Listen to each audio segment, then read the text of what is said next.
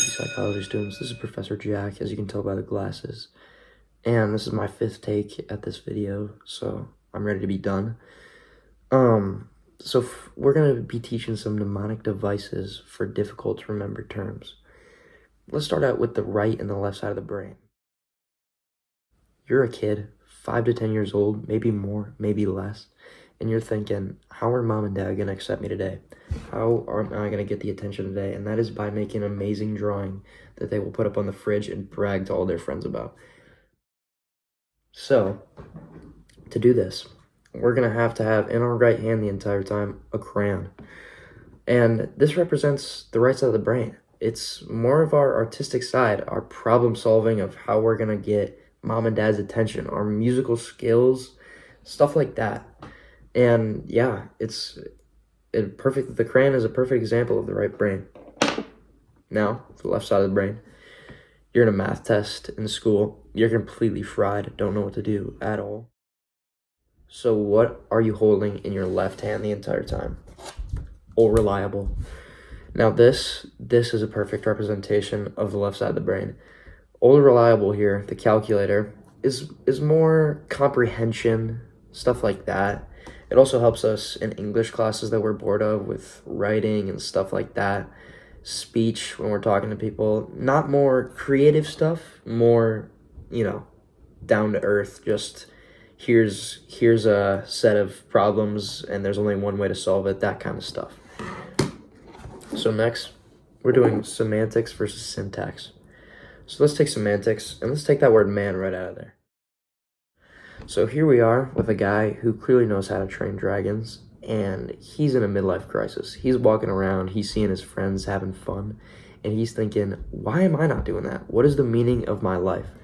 Well, that word meaning is exactly what semantics is. However much of a depressive example it is, it perfectly represents semantics, because that is the meaning of these words. That is the deep comprehension of the words that we're seeing. And this man is a perfect example of that. And then syntax. We're going to take that a bit out of that word too. Take sin out of it, and we're going to make that sin synthesis.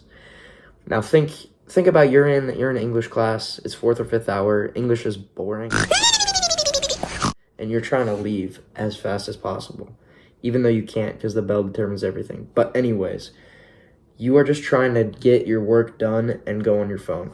Well, syntax is the solution here. You're writing an essay and you have to write everyone's least favorite thing, the synthesis, and you don't really care what you're writing. You're just writing a structure because the teacher only said you're graded on MLA format and you're also graded on a word count. So you are just typing away. You don't know what you're saying, but it's just happening. It's just happening right out of your fingers. It's just working.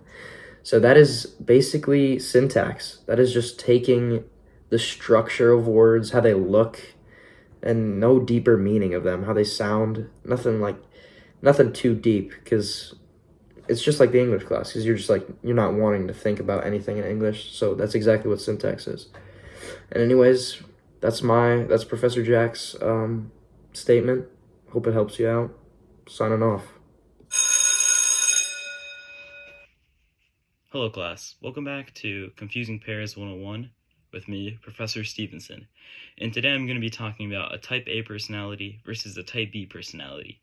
Now, many of you guys might already know what type of personality you have, and some of you guys don't.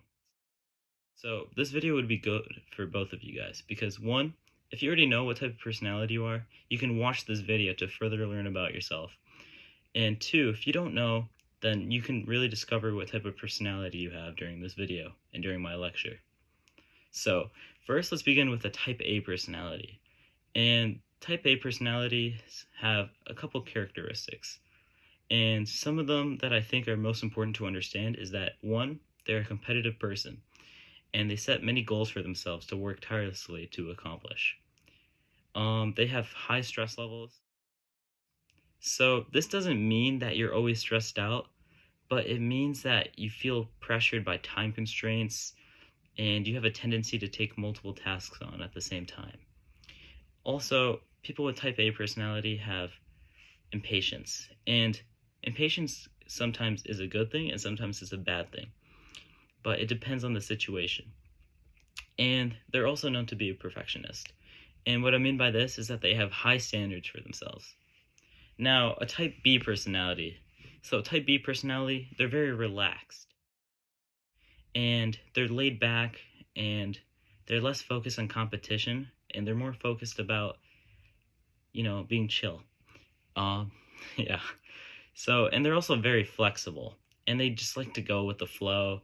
And, sometimes people don't like unexpected changes, but sometimes if a change in your schedule happens, a type B personality won't really care as much. They'll just go with the flow.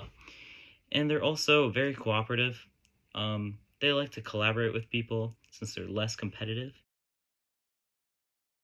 It's important to note that these are just generalizations, and not everyone nearly fits into these categories. Many people may exhibit traits of both a type A personality and a type B personality, and that's okay, because personality traits can also change, and they can change over time through different people's life experiences, circumstances, anything that can happen to you. Your type A personality could change to a type B over time. You could be very competitive as a child, and then, maybe something happens and you're more laid back. You think about things more. You're flexible with your schedule. And this can happen with a change of job, change of location. It could just happen by growing up. So a good way to understand a type A personality versus a type B personality is I want you to imagine a tall, steep mountain.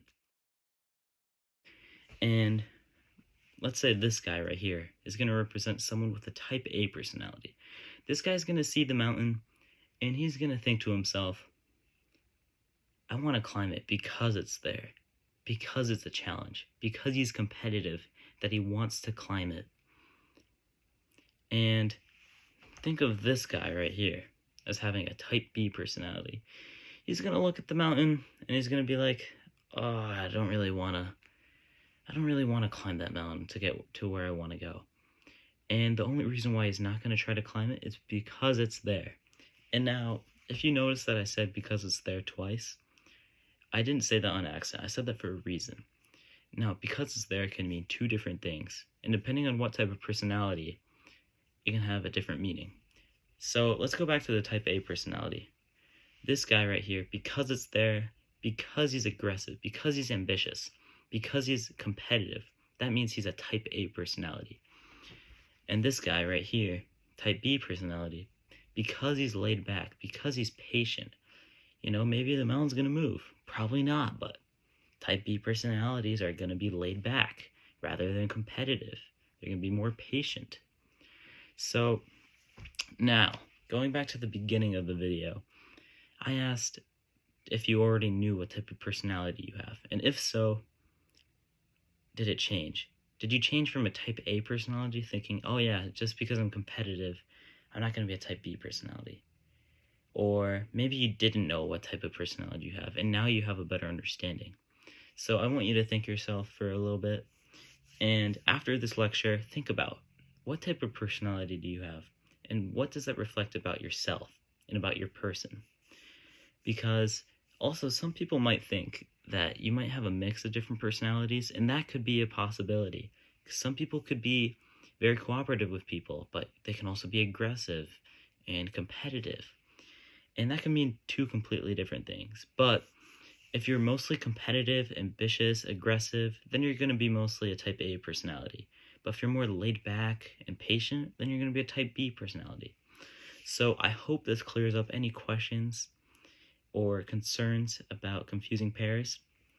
And thank you for listening to this lecture by Professor Stevenson.